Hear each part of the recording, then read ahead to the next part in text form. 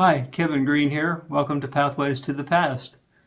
This is an update to a video that I uploaded last weekend about Peggy Perdue and the Tombstone by the tracks. So if you haven't watched that video yet, you might want to stop this one and go watch it, then come back to this update video. It'll all make more sense then. But it talked about a tombstone that was found along the railroad tracks in Seymour in the 1960s with the name Peggy Perdue and a couple of dates on it.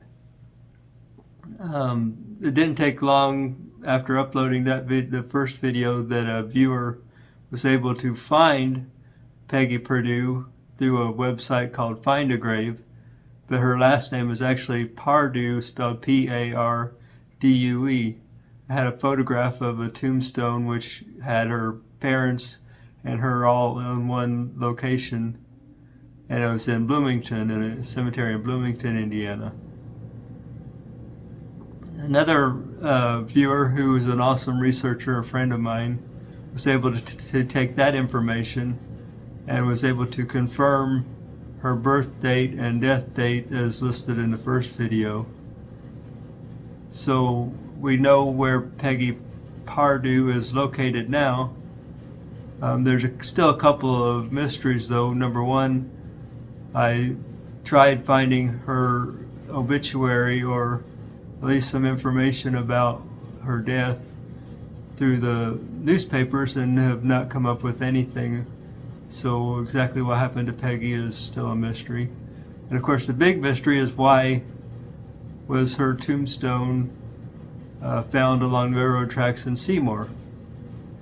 And it seems that a likely scenario would be that at some point her parents, well, when she was first buried, they must have put a tombstone with just her name on it, which would have been the one that somehow wound up in Seymour.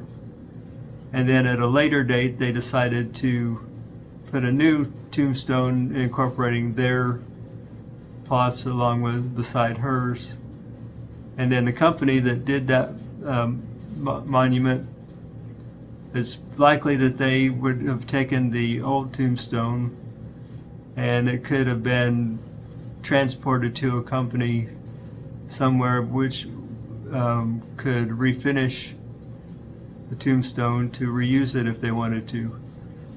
But somehow that particular tombstone wound up beside the railroad tracks in Seymour, and that is still a big mystery that no one seems to know why it wound up here. I guess one could likely say that it must have fallen off of a train in transportation. So that's still a mystery, but it's an update of information I wanted to share that with you. So thanks for watching. Bye.